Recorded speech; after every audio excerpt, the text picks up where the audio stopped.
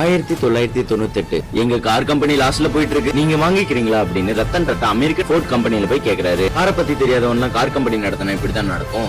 உங்களோட Indian car company வாங்குறதுல எங்களுக்கு நயா பைசா பிரயோஜனம் இல்ல. அதுலயும் நீங்க தயாரிச்ச இந்தியா கார் அது குப்பைக்குதான் சமம். உங்க டாடா கம்பெனி நீங்களே வச்சுக்கோங்கன்னு அமெரிக்கால ரத்தன் டாடா அசிங்கப்படுத்தி இருக்கு ஃபோர்ட் கம்பெனி. மனசோடஞ்ச ரத்தன் டாடா இந்தியாவுக்கு வந்து யோசிக்கிறாரு. மக்கள் காரை நம்பி வாங்குறதே சேஃப்டிக்காக தான், அதுல நம்ம முக்கியத்துவம் கொடுப்போம்னு உருவாக்கப்படுற ஒவ்வொரு டாடா கார்ஸும் பாத்தீங்கன்னா குவாலிட்டியாவே உருவாக்கப்படுது.